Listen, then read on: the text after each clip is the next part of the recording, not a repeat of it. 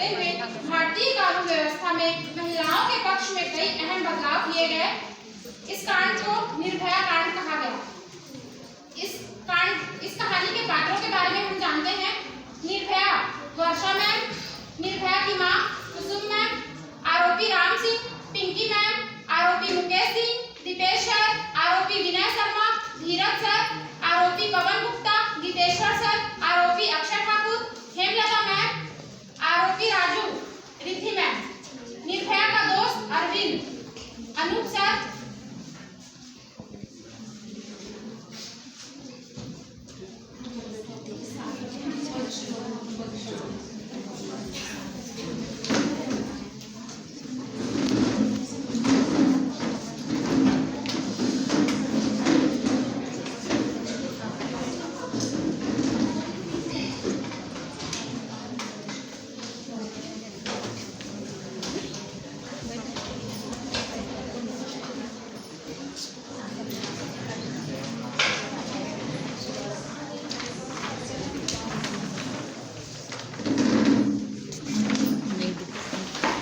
उसको दिखाना नहीं।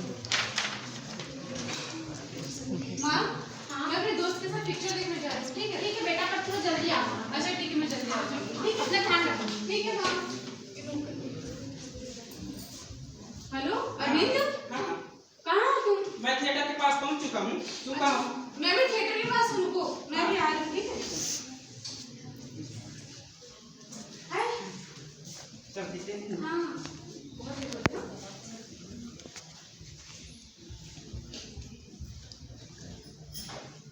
निर्भया और Arvind movie Life of Pi movie देखने जाते हैं। उसके बाद जब वो मूवी देख के वापस आते हैं तो उसको उसकी माँ का फोन आता है। उसके बाद दोनों द्वारका जाने के लिए मुनरिका बस स्टैंड पर आ गए और बस में बैठने के लिए उन्होंने एक व्यक्ति से पूछा। हाँ ठीक है, मैं जल्दी आ जाऊंगी। ठीक है, वेट मत करना। अरे भैया पार्क का चल क्या? हाँ भाई, क्यों नहीं चलेंगे? चलो जल्दी। बहुत देर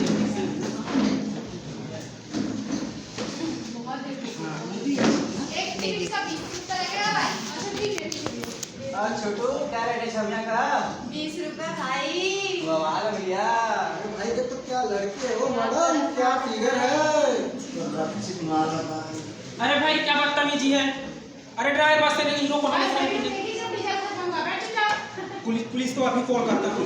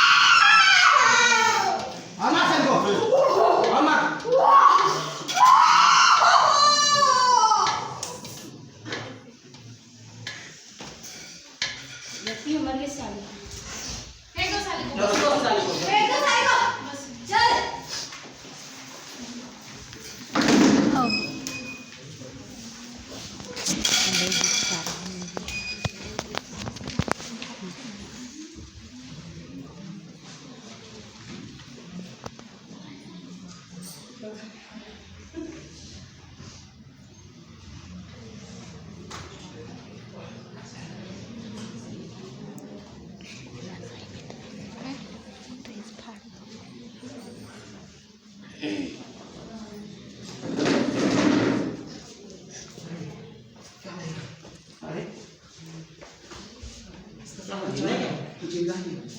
मैं फोन करता हूँ। पुलिस को फोन कर। हेलो हेलो हाँ दिल्ली पुलिस। हाँ हाँ दिल्ली पुलिस। हाँ सर, ये द्वारका रोड में दो लोग मिले हैं पड़े हुए बेहोश। आप जल्दी पहुंचेंगे। ओके मैं फौरन पहुंचता हूँ मैं।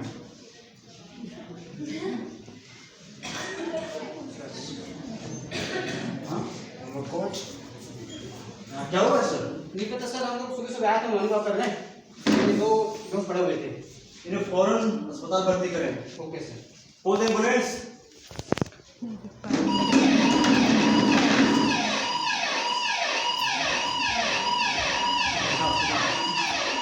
हॉस्पिटल में डॉक्टर के रूप में तनुजा मैम, नर्स के रूप में Riddhi ma'am. Emergency emergency emergency.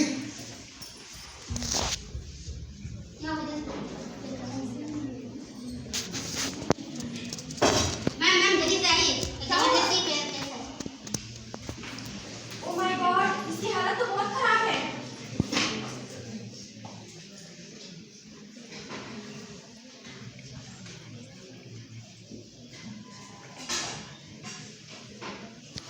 Nurse, इनके तो बीपी और पल्स बहुत लो है।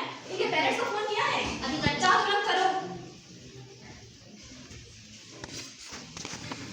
हेलो, आपकी बेटी का एक्सीडेंट हो गया है, आप जल्दी से सिटी हॉस्पिटल आ जाइए। नर्स, मैं निर्भया की माँ, मेरी बेटी कहाँ है नर्स? आपकी बेटी का हालत बहुत खराब है, अभी मेरे मुझसे मिलना है, मेरे मुझसे मिलना है। डॉक्टर पेशेंट की मम्मी आई है, चलिए चलिए।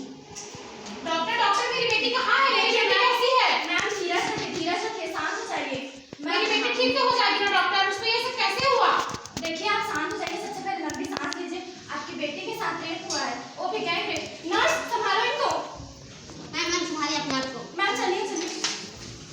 डॉक्टर, मेरी बेटी को जल्दी ठीक कर दीजिए। मेरी बेटी बैठ जाइए। आप फिक्र मत कीजिए, हम अपना पूरा कोशिश कर रहे हैं। नर्स, इनकी हालत बहुत खराब हो रही है, लगता है कि सिंगापुर रिफर करना पड़ेगा। जल्दी तैयारी करिए। ठीक है। लंबी सांस लो। शांत। नर्स, इनकी माँ को फौरन बुलाओ। आप इनकी माँ, आपकी बेटी का हालत बहुत खराब हो रही है, चलिए।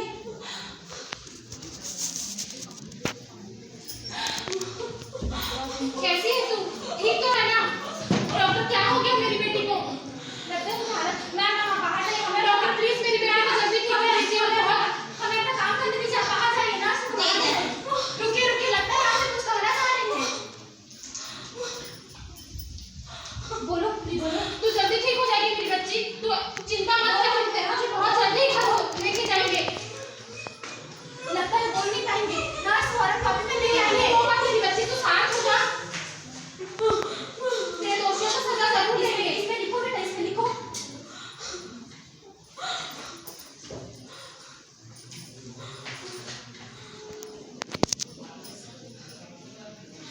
तू चिंता मत कर मेरी बच्ची। निर्भया बोलती है, माँ मैं जीना चाहती हूँ, मुझे जीना है। मेरे दोषियों को सजा देना माँ, मेरे दरिंदों को मत छोड़ना। हाँ बेटी, तू चिंता मत कर, हम लोग तेरे दरिंदों को जरूर सजा देंगे और तू बहुत जल्दी ही ठीक हो जाएगी। हम लोग तेरे को अपने घर जल्दी ही लेके चलेंगे मेरी बच्ची। मैम आप बाहर जाइए, हमें अपना इलाज करने दीजिए। मैं मेरी बेटी को जल्दी ठीक कर देना। मैं उसे घर जल्दी से जल्दी ले जाना चाहती हूँ मेरी डॉक्टर।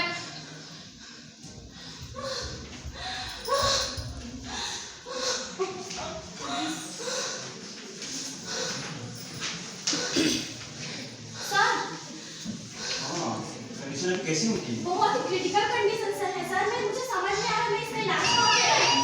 पूरा डेड बॉडी लग रहा है सर। मैंने अपने 30 साल के कैरियर में इतना दर्दनाक हादसा कभी नहीं देखा है। मैं क्या इलाज करूं इसका? होंठ फटे हुए हैं सर, इतना खून बह रहा है, यहाँ तक कि इसका स्टमक से इंटेस्टाइन बाहर दिख रही है। अब तो भगवान ही सब देख सकता है सर, लेकिन मैं अपनी पूरी कोशिश करूंगी। आपकी समझ से क्या केस लग रहा है? सर गैंग रेप का मामला लगता है। ठीक है। हाँ। लगता है ये शॉर्ट है, मेरी हालत बहुत खराब हो रही है।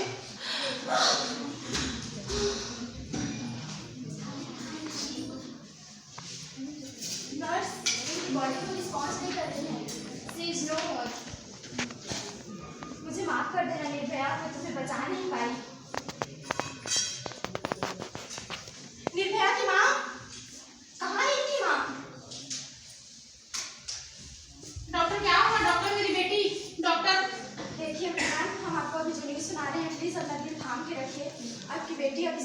ऐसे मत बोलिए डॉक्टर, मेरी बच्ची डॉक्टर है।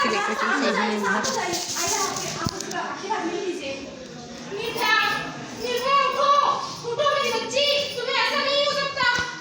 डॉक्टर मेरी बच्ची डॉक्टर, सॉरी मैम।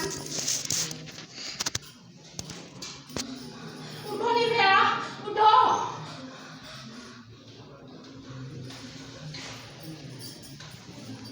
मैं अपनी बेटी के दरिंदों को सजा दिला के ही रहूंगी, मैं अपनी बेटी को इंसाफ दिला के ही रहूंगी।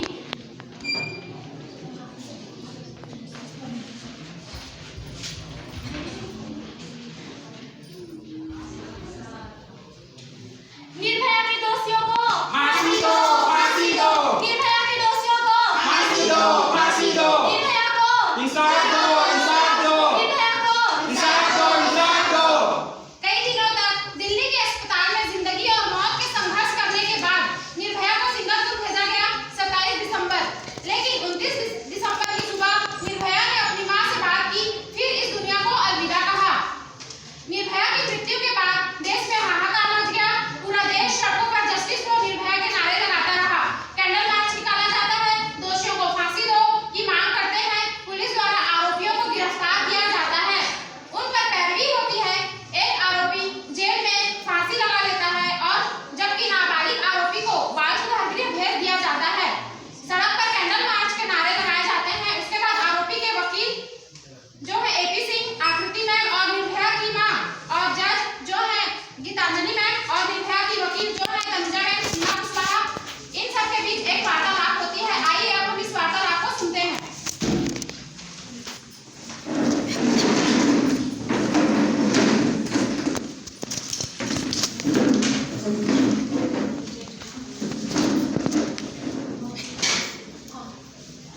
अदालत की कार्रवाई पेश की है। मैं मेरे मुवक्किलों की तरफ से दलीलें पेश करने की आपसे इजाजत चाहूंगी। इजाजत है। मेरे मुवक्किलों पर गैंग रेप का आरोप लगाया गया है। एक मुवक्किल ने कोर्ट में फांसी लगा दी और एक 17 साल का नाबालिग बच्चा है जो अभी बाल सुधार गृह में है, और मैं उम्मीद रखता हूं कि वो सुधर जाएगा और देश का एक अच्छा एक भावी नागरिक कहलाएगा। मेरी आपसे यह दरख्वास्त है कि ये फांसी की सजा को कम से कम करके इन्हें उम्र कैद दी जाए। I object my Lord. उस बेचारी लड़की के साथ इन 6 दरिंदों ने मिलकर गैंगरेप किया है, उसके साथ मारपीट की गई है। आपको क्या बताऊं माय लॉर्ड, उसके प्राइवेट पार्ट्स में रॉड डाले गए हैं, उसे चलती बस से मरने के लिए तड़पने के लिए फेंक दिया गया है इन दरिंदों ने। क्या इसके लिए तो फांसी की सजा भी कम है my lord? I object your honour. सबसे पहली बात, निर्भया का इतनी रात में बाहर घूमना, वो भी एक गैर मर्द के साथ, ये साबित करता है कि वो किस टाइप की लड़की थी। आजकल की मॉडर्न जनरेशन में लड़कियां बाहर घूमती है, सोशल मीडिया पर अपनी बोल्ड फोटोज डालती है, लेट नाइट जॉब करती है, तो ऐसे क्राइम होते रहेंगे। महाभारत और रामायण की वजह भी सिर्फ एक औरत ही थी।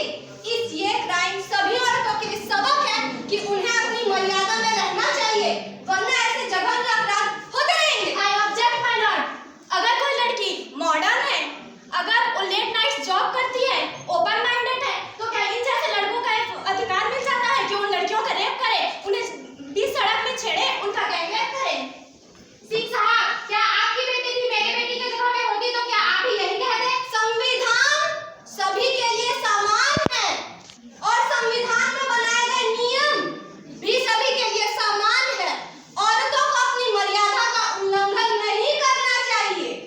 संविधान कभी नहीं बदला जाएगा और किसी एक औरत के लिए तो बिल्कुल भी नहीं। Objection my Lord. अगर संविधान नहीं बदलेगा तो हम संविधान में नया कानून लाएंगे और निर्भया जैसी उन तमाम लड़कियों को इंसाफ दिलाएंगे। मिस सिंह साहब, कोर्ट की मर्यादा बनाए रखें। तमाम दलीलों, सबूतों और गवाहों को मद्देनजर रखते हुए अदालत 4 आरोपियों को दोषी करार देती है, जिन्होंने आईपीसी की धारा 365 के अंतर्गत गलत इरादे से अपहरण, धारा 325 के अंतर्गत डकैती, धारा 307 के अंतर्गत हत्या की कोशिश, धारा 376 के अंतर्गत सामूहिक बलात्कार जैसे जुर्म किए हैं तथा अदालत इन चारों आरोपियों को फांसी की सजा सुनाती है। To to be hanged till death.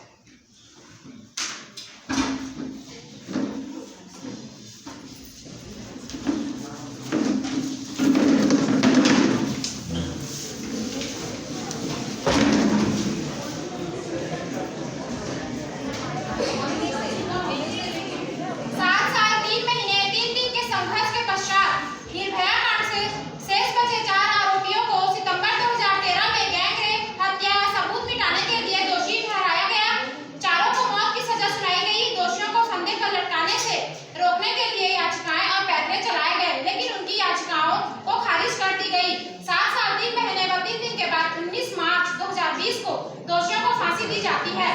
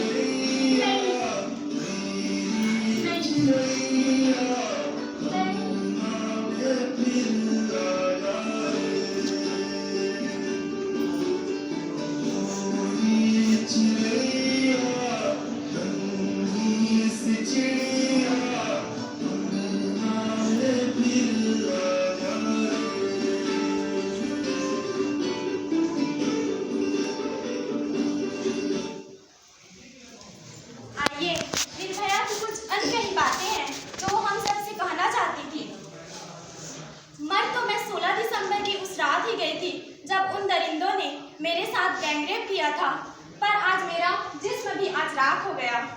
अरे हाँ, एक बात तो मैं आपको बताना ही भूल गई। घर से एयरपोर्ट और एयरपोर्ट से मेरी आखिरी मंजिल तक जिस एक चीज पर सबसे ज्यादा नजर रखी जा रही थी वो थी मेरी हिफाजत। जी हाँ, मेरी हिफाजत। पर कहाँ से हिफाजत उस वक्त की जाती जब मैं बस में सवार थी। खैर छोड़िए, मैं फिर ख्वाब देखने लगी, वो ख्वाब जिसके मुझे अब इजाजत भी नहीं, वो ख्वाब जो सिर्फ दुनिया में रह के देखे जा सकते थे, और मैं तो अब इस दुनिया की ही नहीं। आप जब सो के उठेंगे तब मैं जा चुकी होंगी। आप सोच रहे होंगे कि काश मुझे मिल लेते, मुझे देख लेते, पर क्या करते मुझे मिलके, क्या करते मुझे देख के। ना मैं आपको देख पाती, ना आप मुझे देख पाते। काश। फिर छोड़िए, कमाल देखिए कि आप ना मुझे जानते हैं ना पहचानते हैं, फिर भी आपके यादों में हूँ, आपके बातों में हूँ, आपके बहते हुए आंसू में हूँ।